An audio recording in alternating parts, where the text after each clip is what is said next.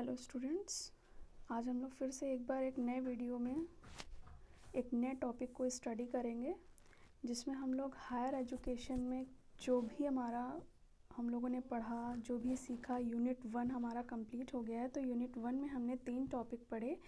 Nature and focus of higher education के बारे में हमने जाना। हिस्टोरिकल बैकग्राउंड उसका जाना हम लोगों ने हायर एजुकेशन का, जिसमें हम लोगों ने ancient, medieval and pre and post independence के बारे में पढ़ा। Aims and objectives of education at higher level, मतलब उच्च स्तर पे हम लोगों ने एजुकेशन के एम्स एंड ऑब्जेक्टिव को स्टडी किया। तो इस तरह से हमारा यूनिट 1 फिनिश हो गया है। अब हम लोग मूव ऑन करते हैं यूनिट 2 की तरफ, जिसमें हम लोगों का जो हम लोग फर्स्ट टॉपिक पढ़ेंगे वो policies and programmes related to higher education, मतलब कुछ उच्च शिक्षा से रिलेटेड कुछ पॉलिसीज़ एंड प्रोग्राम्स बनाए गए हैं, कुछ प्रावधान बनाए गए हैं, कुछ पॉलिसीज़ बनाई गई हैं कि हमें अपने शिक्षा का जो लेवल है, जो एजुकेशन का लेवल है, उसको कैसे हम आगे बढ़ा सकते हैं। तो उन्हीं पॉलिसीज़ एंड प्रोग्राम जो भी पॉलिसीज़ एंड प्रोग्राम्स हैं जो हमारे उच्च शिक्षा से रिलेटेड हैं, जो पॉलिसीज़ एंड प्रोग्राम्स हैं, जिसमें सबसे पहला है national policy on education NPE। तो आज हम लोग जो स्टडी करेंगे, जो आज हम लोग वीडियो में डिस्कस करेंगे, तो वो हम लोग पढ़ेंगे NPE, national policy on education, जिसको हिंदी में हम राष्ट्रीय शिक्षा नीति के नाम से जानते हैं। तो राष्ट्रीय शिक्षा नीति, सबसे पहले तो ये जान लेते हैं कि हमारी जो राष्ट्रीय शिक्षा नीति थी वो कब आई। राष्ट्रीय शिक्षा नीति 1986, इसमें जो टॉपिक दिया है आपका 1986 दिया है। तो सबसे पहले हम देखते हैं आज़ादी के बाद के जो भारतीय शिक्षा नीति की अगर हम हिस्ट्री देखें, तो 1968 की जो राष्ट्रीय शिक्षा नीति एक महत्वपूर्ण कदम का प्रतीक था। मतलब राष्ट्रीय शिक्षा नीति 1968 के बारे में कहा गया है कि ये एक बहुत ही इम्पॉर्टेंट कदम मतलब उठाया गया था, मतलब वहीं से थोड़ी बहुत शुरुआत राष्ट्रीय शिक्षा नीति की हो गई थी। तो 1968 में सबसे पहले भारत के राष्ट्रीय शिक्षा नीति की घोषणा की गई, लेकिन शिक्षा नीति का जो प्रस्ताव एवं प्रावधानों को पूरी तरह से लागू नहीं किया गया था। मतलब ये कदम उठाया तो गया, लेकिन पूरी तरह से इसमें जो नियम कानून लागू होने थे, मतलब शिक्षा नीति के प्रस्ताव, जो प्रावधान लागू होने थे, उनको पूरी तरह से लागू नहीं किया जा सका। जनवरी 1985 में जो हमारे देश के भूतपूर्व प्रधानमंत्री थे, जो श्री राजीव गांधी, उन्होंने नए राष्ट्रीय शिक्षा नीति को विकसित करके उसको लागू करने की घोषणा की। मतलब स्टार्ट हुआ था, उसके बारे में जो सोचा जाने लगा वो 1968 में शुरू हो गया था, बट जो धीरे धीरे, लेकिन उसमें जो नियम कानून थे, जो प्रावधान थे, वो हमारे पूरी तरह से वो लागू नहीं हो पाए थे। उसके बाद जब 1985 में जो हमारे देश के, जो हमारी कंट्री के जो भूतपूर्व प्राइम मिनिस्टर थे राजीव गांधी, उन्होंने राष्ट्रीय शिक्षा नीति का विकास करके उसको लागू करने की घोषणा की। वो भी जिसमें मतलब जो राष्ट्रीय शिक्षा नीति को विकसित करके, मतलब जो विकास करना चाहते थे, जो उन्होंने विकास किया, उसमें क्या था, शिक्षा व्यवस्था के विश्लेषण किया गया, और वो भी शिक्षा की व्यवस्था को बहुत ही हायर लेवल पर ले जाने के लिए उन्होंने ये कहा कि हमारे देश को एक ऐसी शिक्षा नीति दी जाए जो देश को आर्थिक व राजनीतिक दृष्टि से 21वीं सेंचुरी के लिए तैयार करे। मतलब जो राष्ट्रीय शिक्षा नीति उन्होंने जो बनाई, वो उनका मानना था कि इस जनरेशन का, मतलब 21वीं सेंचुरी की जो जनरेशन जब आएगी या आए, तो उसको अपनी स्टडीज़ में, उसको अपनी एजुकेशन में कोई भी प्रॉब्लम नहीं होनी चाहिए। उसके लिए सारी मतलब वो एक नीति ऐसी तैयार कर दी जाए कि वो अपना ठीक ढंग से एजुकेशन अपनी आगे इम्प्रूव कर सके। उन्होंने ये भी कहा था कि शिक्षा के द्वारा राष्ट्रीय एकता तथा नैतिकता जैसे कार्यों का विकास होना चाहिए। भारत सरकार ने घोषणा की थी कि एक नई शिक्षा नीति निर्मित की जाएगी। मतलब सरकार ने भी राजीव गांधी के साथ देने की सोची, और उन्होंने भी ये घोषणा की कि एक नई नीति निर्मित की जाएगी, एक नई नीति बनाई जाएगी जिससे अपनी एजुकेशन को हायर लेवल पे ले जाया जाए और जो भी प्रॉब्लम्स, जो भी सुधार, जो भी इम्प्रूवमेंट उसमें करने हैं वो ताकि हो सके। तो शिक्षा की जो करंट स्टेटस, मतलब उस समय जो शिक्षा की व्यवस्था थी, आज भी बहुत सारी ऐसी प्रॉब्लम्स हैं जिनको अभी तक दूर नहीं किया जा सका है। तो उन्हीं शिक्षा से रिलेटेड प्रॉब्लम्स को दूर करने के लिए शिक्षा नीति, हमारी नेशनल पॉलिसी ऑन एजुकेशन बनाई गई है। मई 1986 को नई राष्ट्रीय शिक्षा नीति लागू की गई। इसमें बहुत सारे भाग हैं, बहुत सारे बिंदुओं हैं के अंतर्गत शिक्षा की व्यवस्था को प्रस्तुत किया गया था। तो राष्ट्रीय शिक्षा नीति 1986 से कुछ मुख्य बिंदु भी हैं, मतलब इतना आपने समझा कि 1968 में राष्ट्रीय शिक्षा नीति का एक मतलब विचार सोचा गया। उसमें कुछ प्रावधान थे, कुछ नियम कानून थे जिनको पूर्णतया हम लोग लागू नहीं कर सके थे, लेकिन उसके बाद जब हमारे देश के जो प्रधानमंत्री थे श्री राजीव गांधी, उन्होंने राष्ट्रीय शिक्षा नीति का विकास किया और वो चाहते थे कि 21वीं सदी में जो जनरेशन आए, 21वीं सदी तक हमारी राष्ट्रीय शिक्षा नीति इतनी अच्छे तरह से डेवलप कर जाए कि एजुकेशन में, स्पेशली हायर एजुकेशन में कोई भी प्रॉब्लम ना हो। चलिए अब हम लोग देखते हैं कि राष्ट्रीय शिक्षा नीति 1986 के कुछ मुख्य बिंदु क्या थे। फर्स्ट है आपका 1986 की नीति के शिक्षा में आधुनिकीकरण, आईटी की भूमिका पर ध्यान केंद्रित किया गया। मॉडर्नाइजेशन और इंफॉर्मेशन टेक्नोलॉजी का अधिकांश सरकारी मतलब ध्यान केंद्रित किया गया कि किस तरह से शिक्षा को मॉडर्नाइज करके, किस तरह से टेक्नोलॉजी का यूज़ करके हम शिक्षा को और अच्छा बना सकते हैं, कैसी अच्छी शिक्षा हम हायर लेवल पे हम प्रोवाइड करा सकते हैं। सेकंड है आपका अधिकांश सरकारी जो योजनाएं बनी, जो प्लानिंग्स बनी, लाइक दैट सर्व शिक्षा अभियान, mid day meal, Navodaya Vidyalaya, केंद्रीय विद्यालय, और उसमें शिक्षा के क्षेत्र में आईटी का भी उपयोग 1986 के तहत शुरू किया गया था। मतलब बहुत सारी अधिकांश योजनाएं भी शिक्षा नीति के तहत चलाई गई, जैसे सर्व शिक्षा अभियान, सभी को समान शिक्षा देना, मिड डे मील जो प्राथमिक शिक्षा में प्राथमिक विद्यालय जो प्राइमरी एजुकेशन लेते हैं उसमें मिड डे मील मतलब बच्चों को लंच वगैरह दिया जाता है स्कूल्स में, उन सब की व्यवस्था की गई। नेक्स्ट है विश्वविद्यालय और कॉलेजों की स्वायत्तता को भी स्वीकार किया गया, जिसका अतीत में विरोध भी किया गया। तो इस तरह से कहने का मतलब है कि ये जितनी भी चीज़ें, जितने भी बिंदु दिए हुए हैं, तो कहीं ना कहीं हम अपने हायर एजुकेशन में मतलब एजुकेशन सिस्टम में बहुत सुधार, जिससे हमारे एजुकेशन सिस्टम में सुधार हो सके, इसलिए हमारी ये राष्ट्रीय शिक्षा नीति बनाई गई है, जिसमें विभिन्न प्रावधानों को फॉलो भी किया गया है, जिनको फॉलो करने के बाद ही आज हम इस मुकाम तक पहुंच चुके हैं कि हमारी शिक्षा, हमारी जो एजुकेशन है वो हायर लेवल तक पहुंच गई है। अब देखिए आगे है संवैधानिक प्रावधान, कॉन्स्टिट्यूशनल प्रोविजंस। ठीक है, कौन कौन से प्रोविजंस हैं, देखिए क्या क्या हैं उसमें।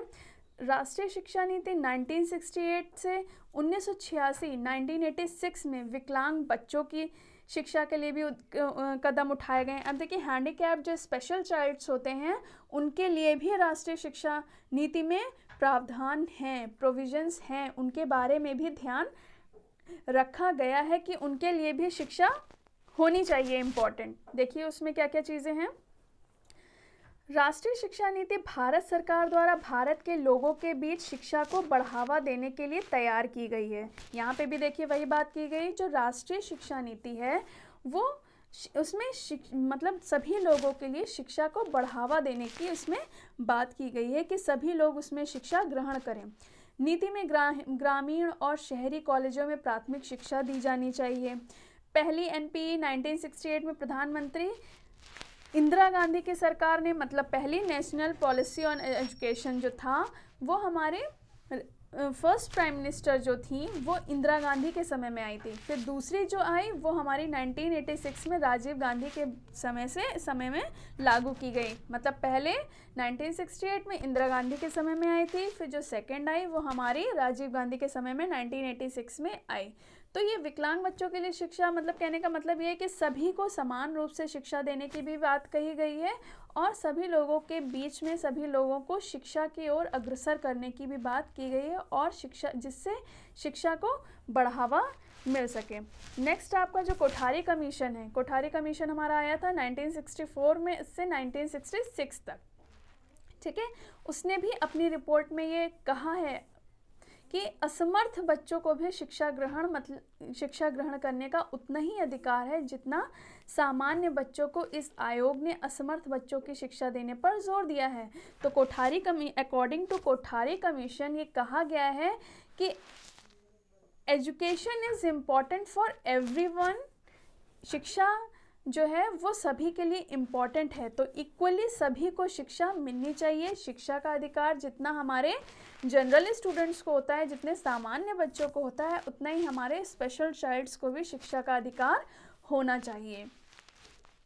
इसके द्वारा जो दी गई सिफारिशें 1968 में लागू की गई। 1968 में शिक्षा की नीति में असमर्थ बच्चों को एकीकृत शिक्षा की बात की गई है, मतलब सभी को समान रूप से एक समान शिक्षा देना, एकीकृत करके, चाहे वो किसी भी कैटेगरी का हो, किसी भी कास्ट का हो, किसी भी मतलब कास्ट का हो, किसी भी कैटेगरी का हो, आप कह सकते हैं, चाहे वो सामान्य हो, चाहे वो शेड्यूल कास्ट हो या शेड्यूल ट्राइब हो, कोई भी उसका हो, किसी भी लेवल का या स्पेशल चाइल्ड्स हो, तो हमें सभी को समान रूप से एक तरह से शिक्षा देना है।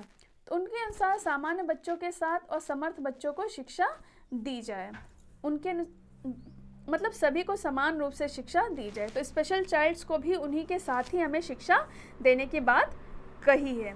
अब आता है देश में विशिष्ट शिक्षा को बढ़ावा देने के कुछ सिद्धांत हैं, principles to promote specialised education in the country, ठीक है। तो अब उसमें कौन कौन से सिद्धांत है? सबसे फर्स्ट नंबर पे है आपका आता है भाषा का विकास। तो सबसे पहले भाषा के विकास के अंतर्गत क्या है कि इसमें राष्ट्रीय शिक्षा नीति के अंतर्गत जो भाषा का विकास हमें करना है, तो राष्ट्रीय शिक्षा नीति के अंतर्गत ये प्रावधान किया गया है कि सबसे पहले हमें त्रिभाषा सूत्र को लागू करना है, जिसमें कौन कौन सी त्रिभाषा मतलब 3 भाषाएं, ठीक है, सूत्र को लागू करना है, जिसमें हमारा हिंदी, अंग्रेज़ी एवं हमारी क्षेत्रीय भाषा, कोई भी राज्य अपने क्षेत्र के अनुसार अपनी भाषा को चुन सकता है। जिस क्षेत्र में उसका इंटरेस्ट है वो अपने अकॉर्डिंग उस क्षेत्र को मतलब जिस क्षेत्र में उसका इंटरेस्ट है वो हिंदी लेना चाहे हिंदी ले सकता है, जो अंग्रेज़ी यूज़ करना चाहे लेना चाहे, जो क्षेत्रीय भाषा, ठीक है। तो तीनों के अपनी अपनी इम्पोर्टेंस है, जो भी राज्य अपने क्षेत्र के अनुसार अपनी भाषा को चुन सकता है। नेक्स्ट आता है सभी के लिए शिक्षा प्राप्त करने के समान अवसर।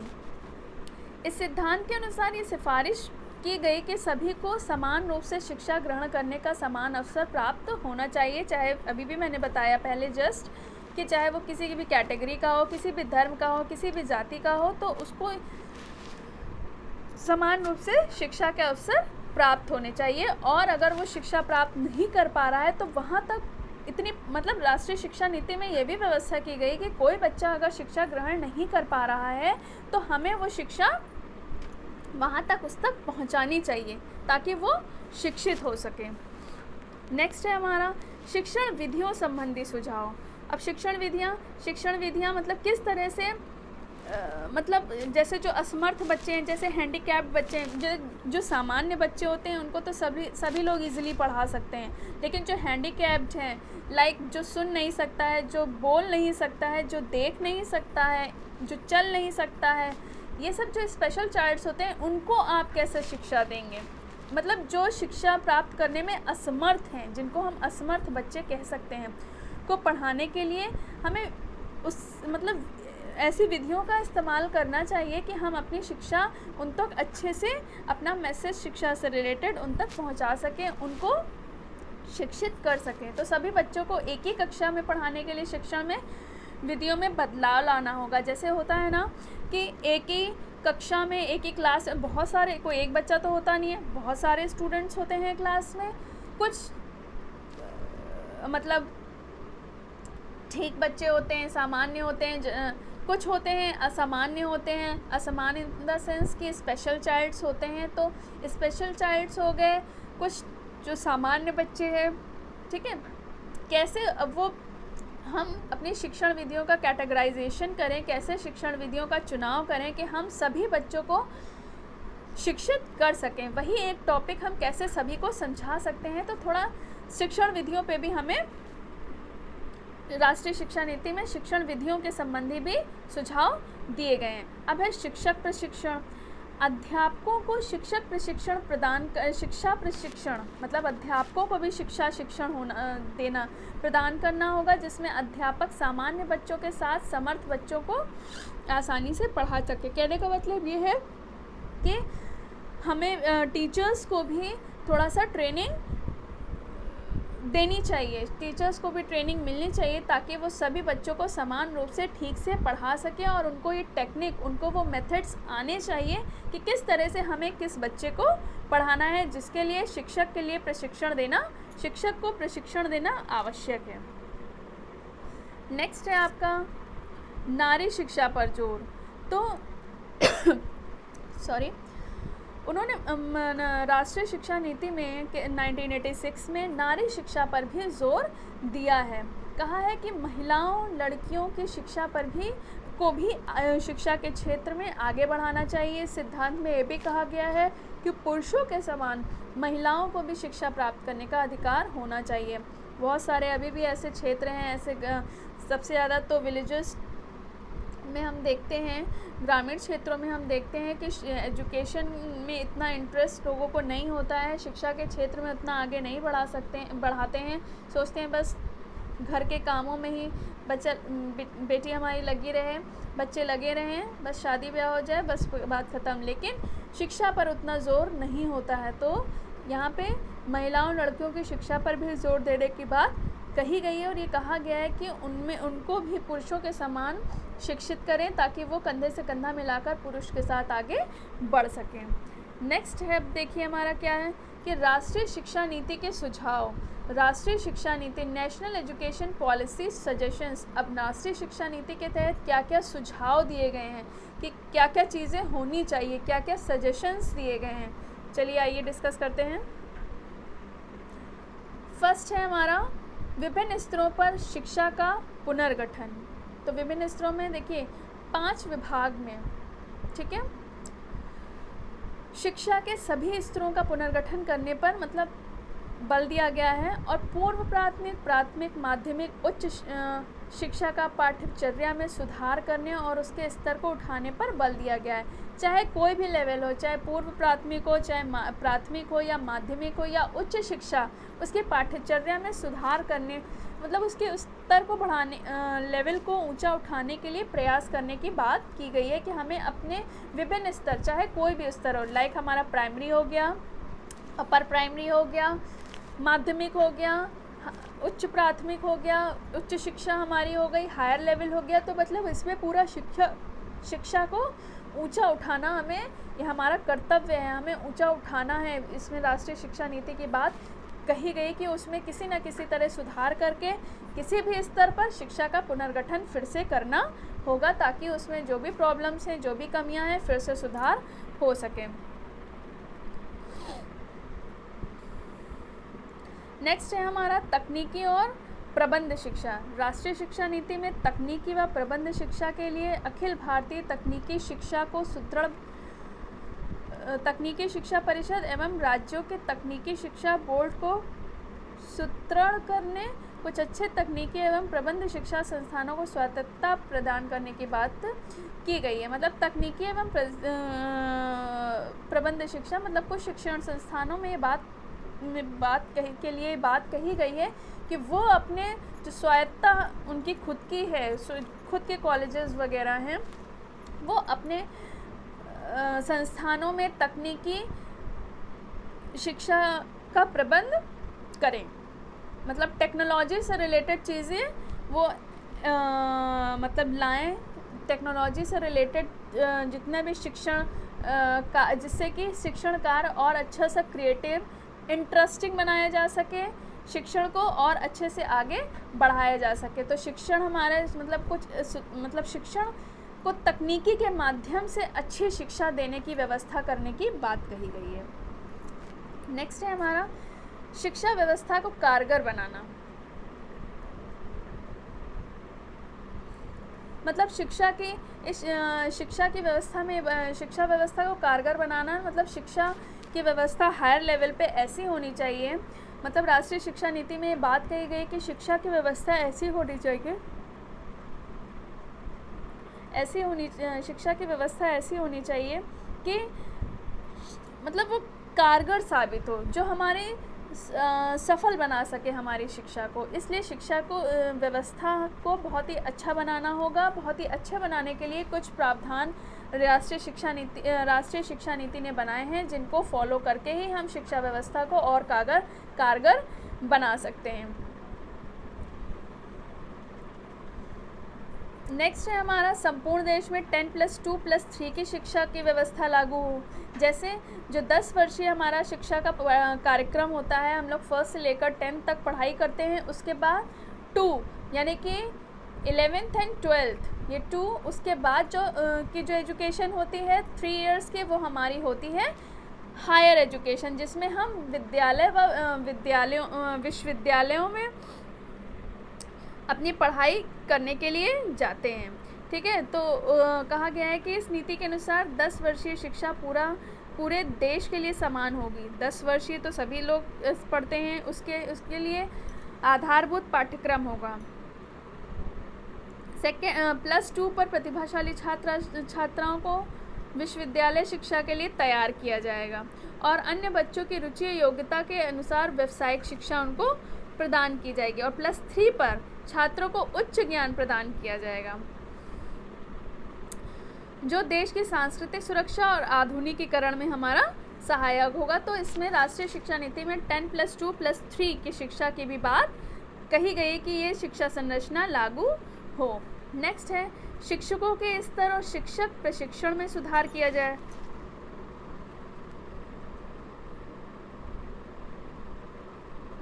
शिक्षकों का चयन उनकी योग्यता के आधार पर किया जाए, उनके स्तर को उठाने के लिए उनका वेतन बढ़ाया जाए। शिक्षकों का पहली बात तो चयन उनकी योग्यता के बेस पे, उनकी उनकी एबिलिटी के बेस पे होना चाहिए। और उनके लेवल को थोड़ा सा इम्प्रूव करने के लिए अगर आप चाहते हैं कि वो अच्छे से वर्क करें, तो हमें क्या करना होगा कि उनको अच्छी सैलरी पे करनी होगी, तभी उनका मन लगेगा पढ़ाने में और वो अच्छा काम शिक्षण संस्थानों में कर पाएंगे। तो पूरे देश में समान कार्य के लिए समान वेतन के सिद्धांत को भी लागू किया जाना चाहिए। प्रत्येक जिले में शिक्षा और प्रशिक्षण संस्थानों की स्थापना की जाए। नेक्स्ट है परीक्षा प्रणाली और मूल्यांकन। इसके अनुसार मूल्यांकन को एक सतत प्रक्रिया बनाया जाए, मतलब कंटिन्यूसली इवैल्यूएशन होना चाहिए। बाह्य वातावरण को अधिक महत्व देना चाहिए। क्यों? क्योंकि बच्चा बाह्य वातावरण में ही अधिक ग्रोथ करता है। परीक्षाओं को वैध या विश्वसनीय बनाया जाए। वैध इसमें मिसप्रिंट हो गया है, वैध और विश्वसनीय बनाया जाए। ठीक है,